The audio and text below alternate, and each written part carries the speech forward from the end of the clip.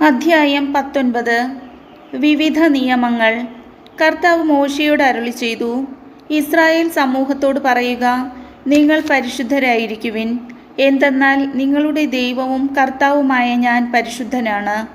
മാതാവിനെയും പിതാവിനെയും ബഹുമാനിക്കുകയും എൻ്റെ സാബത്ത് ആചരിക്കുകയും വേണം. ഞാനാണ് നിങ്ങളുടെ ദൈവമായ കർത്താവ്.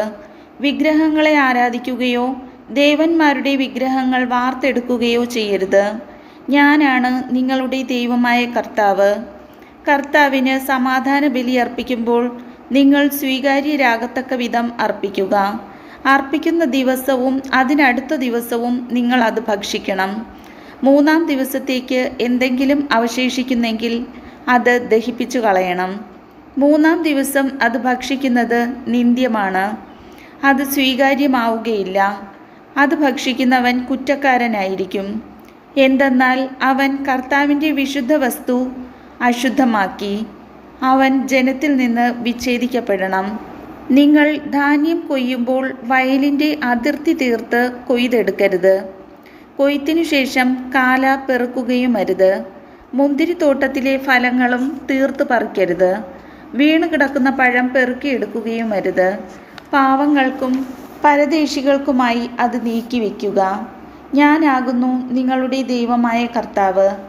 നിങ്ങൾ മോഷ്ടിക്കുകയോ വഞ്ചിക്കുകയോ പരസ്പരം വ്യാജം പറയുകയോ അരുത്. എൻ്റെ നാമത്തിൽ കള്ളസത്യം ചെയ്യരുത്. നിങ്ങളുടെ ദൈവത്തിൻ്റെ നാമം അശുദ്ധമാക്കുകയും അരുത്. ഞാനാണ് കർത്താവ്. നിങ്ങളുടെ അയൽക്കാരെ മർദ്ദിക്കുകയോ കൊള്ളയടിക്കുകയോ അരുത്. കൂലിക്കാരന് വേതനം നൽകാൻ പിറ്റേന്ന് രാവിലെ വരെ കാത്തിരിക്കരുത്. ചെകിടരെ ശപിക്കുകയോ കുരുടൻ്റെ വഴിയിൽ തടസ്സം വയ്ക്കുകയോ അരുത്. നിങ്ങളുടെ ദൈവത്തെ ഭയപ്പെടുക. ഞാനാണ് കർത്താവ്. അനീതിയായി വിധിക്കരുത്. ദരിദ്രനോട് ദാക്ഷിണ്യമോ ശക്തനോട് പ്രത്യേക പരിഗണനയോ കാണിക്കാതെ അയൽക്കാരെ നീതിപൂർവം വിധിക്കണം. ഏഷണി പറഞ്ഞു നടക്കുകയോ അയൽക്കാരൻ്റെ ജീവനെ അപകടത്തിലാക്കുകയോ അരുത്. ഞാനാണ് കർത്താവ്.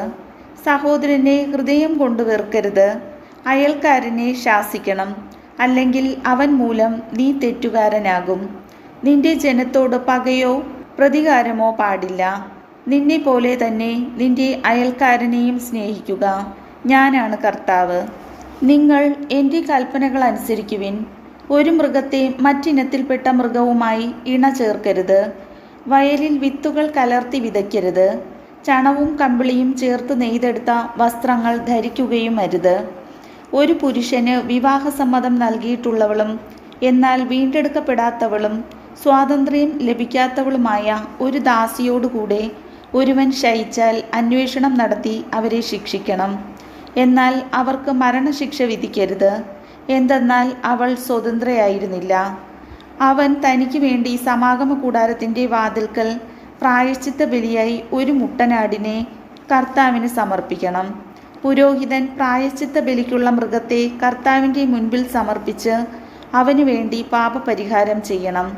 അപ്പോൾ അവൻ ചെയ്ത പാപം ക്ഷമിക്കപ്പെടും. നിങ്ങൾ ദേശത്ത് വന്ന് ഫലവൃക്ഷങ്ങൾ നട്ടുപിടിപ്പിക്കുമ്പോൾ 3 വർഷത്തേക്ക് അവയുടെ ഫലങ്ങൾ വിലക്കപ്പെട്ടതായി കണക്കാക്കണം. അവ നിങ്ങൾ ഭക്ഷിക്കരുത്. 4-ാം വർഷം കർത്താവിൻ്റെ സ്തുതിക്കായി സമർപ്പിക്കുന്നതിന് അവയുടെ ഫലമെല്ലാം പരിശുദ്ധമായിരിക്കും. 5-ാം വർഷം അവയുടെ ഫലങ്ങൾ നിങ്ങൾക്ക് ഭക്ഷിക്കാം. അവ നിങ്ങളെ സമ്പന്നരാക്കും. ഞാനാണ് നിങ്ങളുടെ ദൈവമായ കർത്താവ്. നിങ്ങൾ രക്തത്തോടു കൂടിയ മാംസം ഭക്ഷിക്കരുത്. ശകുനം നോക്കുകയോ ആഭിചാരം നടത്തുകയോ അരുത്. ചെന്നി മുണ്ഡനം ചെയ്യരുത്. ദീക്ഷയുടെ അഗ്രം മുറിക്കുകയും അരുത്. മരിച്ചവരെ പ്രതി നിങ്ങളുടെ ശരീരത്തിൽ മുറിവുണ്ടാക്കരുത്. ദേഹത്ത് പച്ച കുത്തരുത്. ഞാനാണ് കർത്താവ്. നിന്റെ പുത്രിയെ വേശ്യാവൃത്തിക്ക് ഏൽപ്പിക്കരുത്.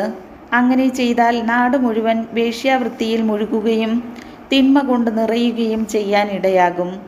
നിങ്ങൾ എൻ്റെ സാബത്ത് ആചരിക്കുകയും വിശുദ്ധ സ്ഥലത്തെ ബഹുമാനിക്കുകയും ചെയ്യുവിൻ. ഞാനാണ് കർത്താവ്. നിങ്ങൾ മന്ത്രവാദികളെയും ശകുനക്കാരെയും സമീപിച്ച് അശുദ്ധരാകരുത്. ഞാനാണ് നിങ്ങളുടെ ദൈവമായ കർത്താവ്. പ്രായം ചെന്ന് നരച്ചവരുടെ മുൻപിൽ ആദരപൂർവം എഴുന്നേൽക്കുകയും അവരെ ബഹുമാനിക്കുകയും വേണം. നിന്റെ ദൈവത്തെ ഭയപ്പെടുക. ഞാനാണ് കർത്താവ്. നിങ്ങളുടെ നാട്ടിൽ വന്ന് താമസിക്കുന്ന വിദേശിയെ ഉപദ്രവിക്കരുത്. നിങ്ങളുടെ ഇടയിൽ വസിക്കുന്ന വിദേശിയെ നിങ്ങൾ സ്വദേശിയെപ്പോലെ കണക്കാക്കണം. നിങ്ങളെപ്പോലെ തന്നെ അവനെയും സ്നേഹിക്കണം. കാരണം നിങ്ങൾ ഈജിപ്ത് ദേശത്ത് വിദേശികളായിരുന്നു. ഞാനാണ് നിങ്ങളുടെ ദൈവമായ കർത്താവ്. വിധിയിലും അളവിലും തൂക്കത്തിലും നിങ്ങൾ അനീതി പ്രവർത്തിക്കരുത്.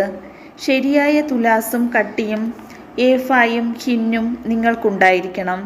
ഈജിപ്തു ദേശത്ത് നിന്ന് നിങ്ങളെ കൊണ്ടുവന്ന നിങ്ങളുടെ ദൈവമായ കർത്താവ് ഞാനാണ്. നിങ്ങൾ എൻ്റെ കൽപ്പനകളും നിയമങ്ങളും അനുസരിച്ച് പ്രവർത്തിക്കണം. ഞാനാണ് കർത്താവ്.